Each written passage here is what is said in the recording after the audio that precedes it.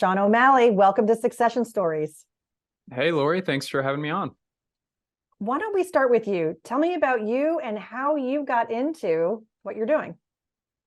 Yeah, well, I'm pretty young. I graduated in the class of 2021. I was studying finance down at a small school in North Carolina called Elon University. And I started on a very traditional, boring finance path. I was working for a big company that's not exactly on Wall Street, but sort of Wall Street adjacent. It doesn't really matter. And I was working with investment bankers and doing lots of, very sexy, exciting stuff like that, and managing data and building Excel models. And I was doing the CFA program, which is the Chartered Financial Analyst, and I passed level 1. It's like 300 hours of studying. So I was coming out of college very much hoping to climb the ladder and build out a kind of name for myself in the finance and investing world.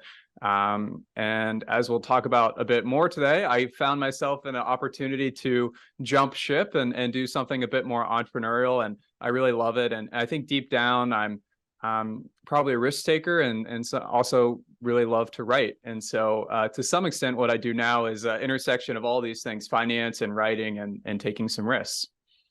Yeah, I love it. And that's why I wanted you to come on, because most of the folks listening, I don't know for sure, but dare I say, are probably north of 50, or they're in their 40s, and you are in your 20s. And we've had one other guest on this show in his 20s, and he's the 10th generation of his family.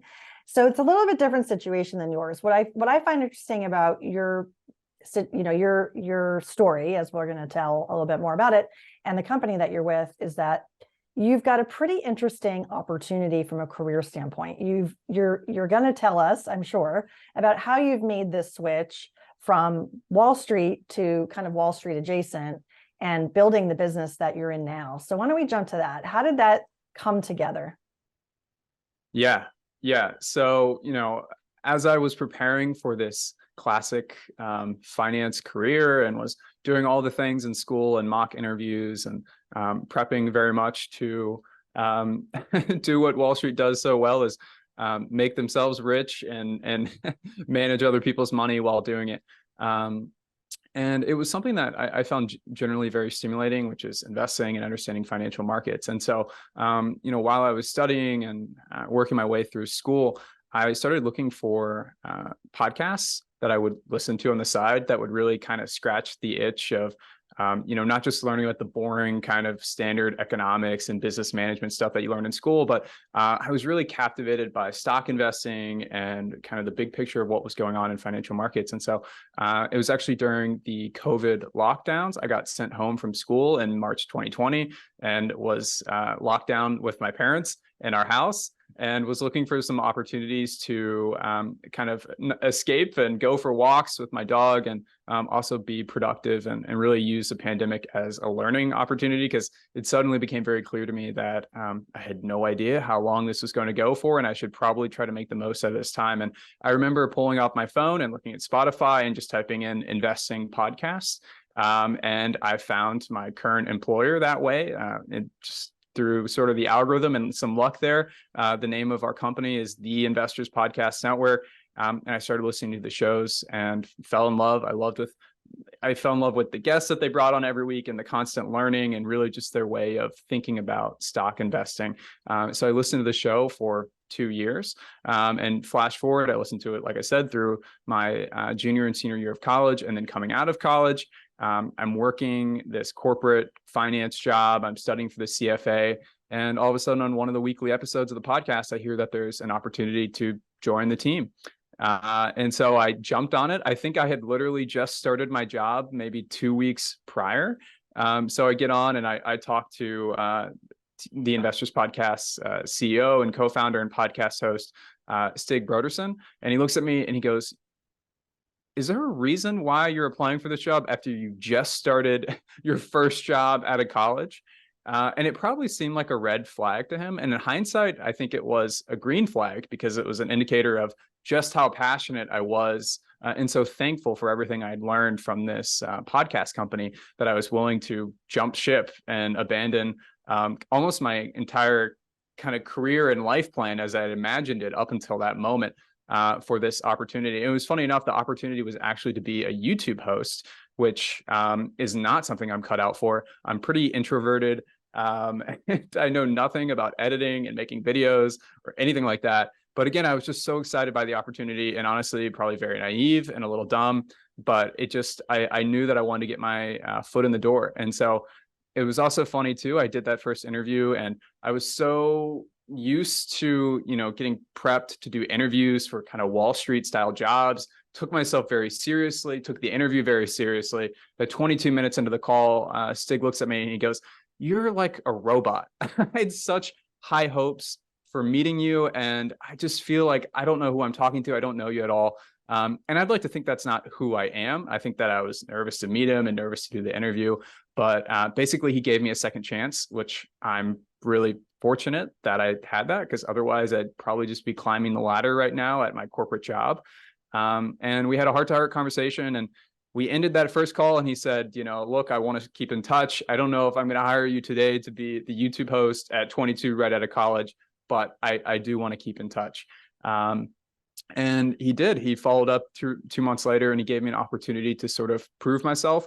I wrote a stock investing guide that got featured on the company's website.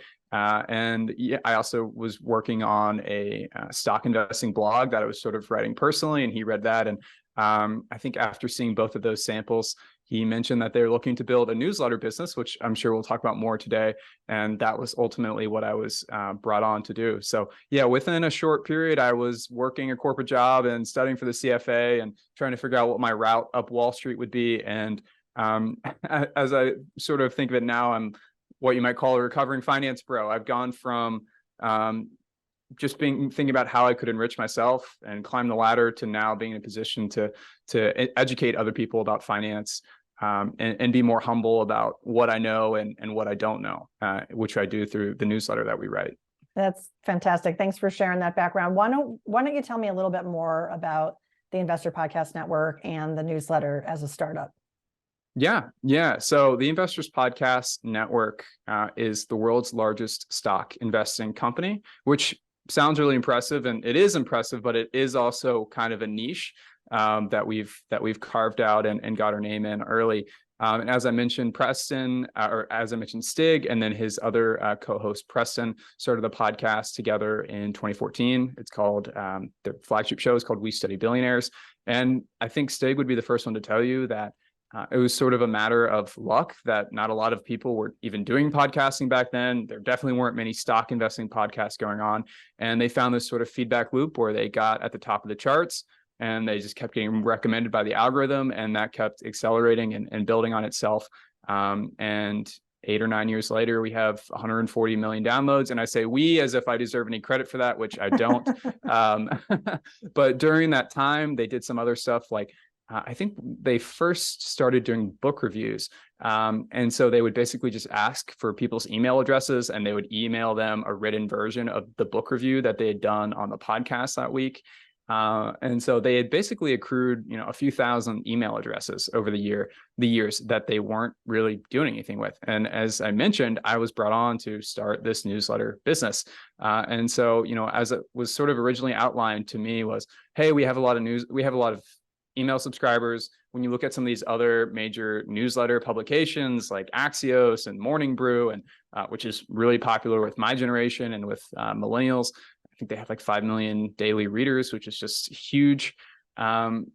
We saw that as a kind of a case study of, hey, this can work, and we have a large audience, and we have a lot of credibility in the stock investing niche. We need to be tapping into the kind of daily newsletter business too. So I was brought on to first write the newsletter and come up with what should the branding be, what should the tone be, what should the style be, how long should it be, and obviously the goal is to do it daily and figure out what was the right content mix and depth for our existing audience, and then also being mindful of we wanted to grow it into a multi-million-dollar business, and so what would the content have to look like at a certain scale for us to attract and retain a much broader audience. So those are some of the big picture challenges that we're still working through.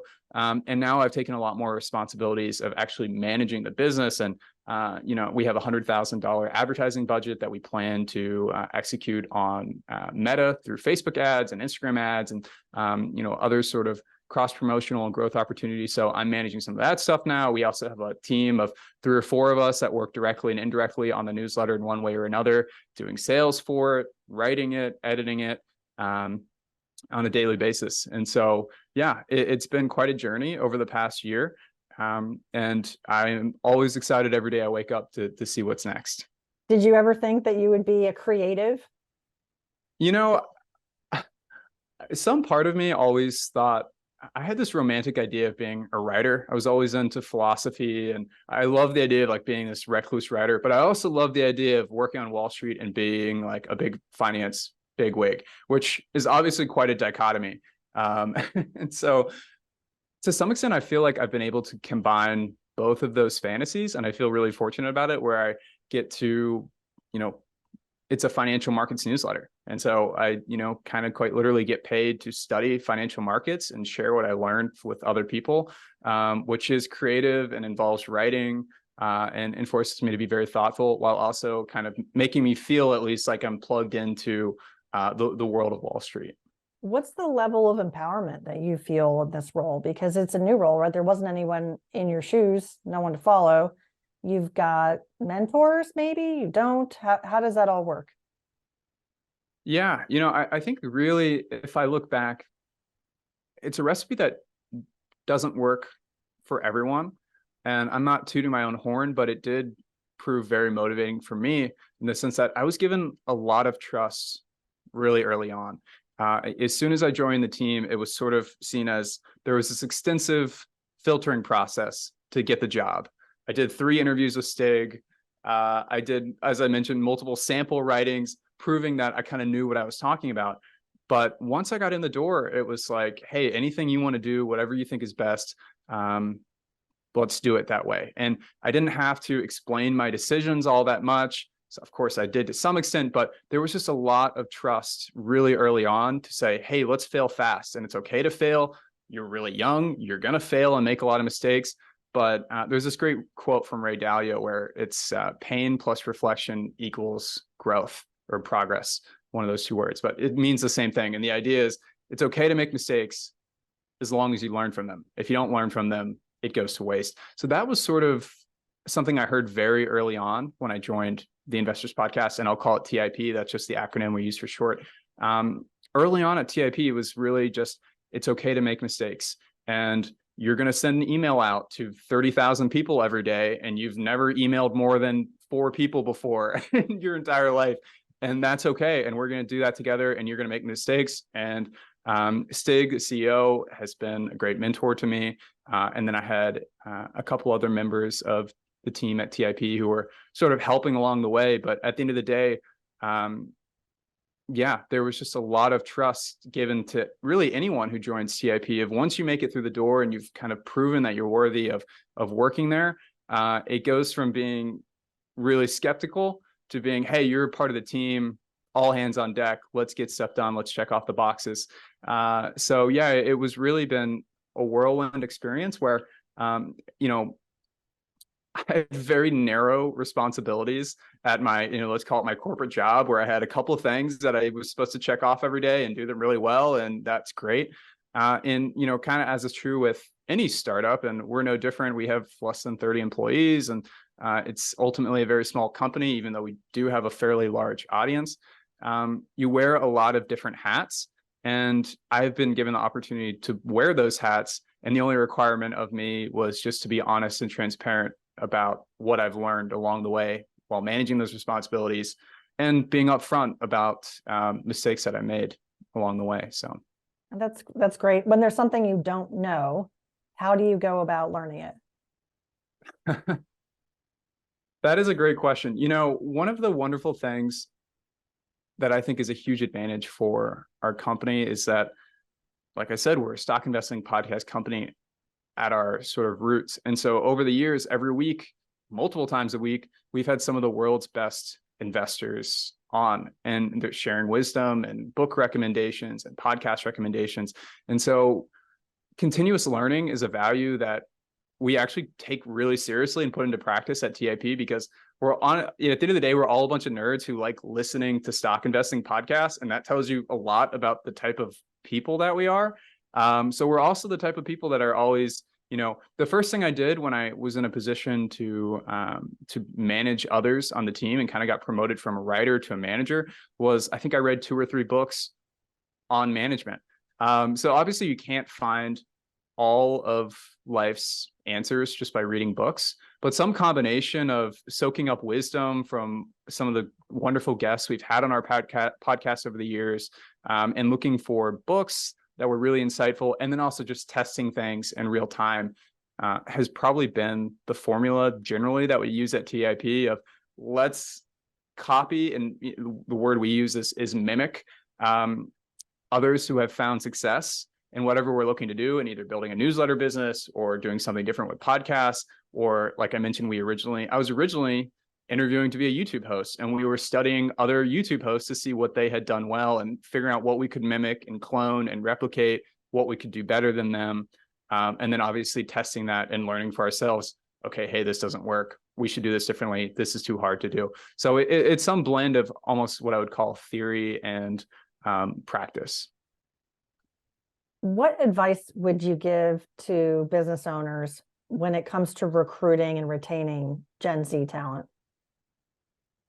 I think Gen Z is eager to learn. Like, we started out with the internet in our hands from an early age, and that doesn't make us smarter by any means. Maybe we seem like wizards using iPhones or iPads or whatever it is. But I think Gen Z is a curious generation in the sense that, like we've just, from an early age, we had all of the world's information available to us at our fingertips. And so encouraging, at least, speaking for myself, I don't know how much you can project that onto an entire generation, but I really do think that encouraging Gen Z workers to embrace that curiosity and feel comfortable learning. And like I said, with my own experience, just having a lot of trust.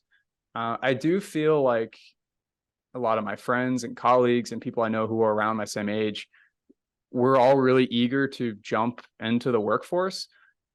And if I had worked that corporate job I was at before, I would have never been given the trust that I have today. And I actually, told Stig, my boss, once, and I said, I would have been a mediocre worker at a company with 50,000 workers if you hadn't given me this opportunity. I was nothing special at my last job. I'd like to think I'm pretty good at my job now, or at least really passionate about it. Before, I literally, we had some performance statistics. I think I was like the second or third worst on a team of like a dozen people, where I literally did just enough to get my annual bonus. And it's because, you're operating in a system where you're not encouraged to pursue your curiosity. You're not encouraged to fail fast and experiment and try things and take risks. And ultimately, you're just not given a lot of responsibility because you're plugged into this huge sort of organization, which is just the reality of working at a big company. But at least for me personally, I found it was extremely beneficial to be encouraged to test things and experiment and fail, and learning that it was okay to fail. One thing that we did that I would probably call a failure through the newsletter is we wanted to host a stock investing competition, and we were going to give $1,000 to the winner and encourage people to participate in it, and hope that it would be a means of engaging the audience and getting them to promote it with their friends and get a whole bunch more people to sign up for the newsletter by participating in this stock investing competition. I don't think it drove any new subscribers.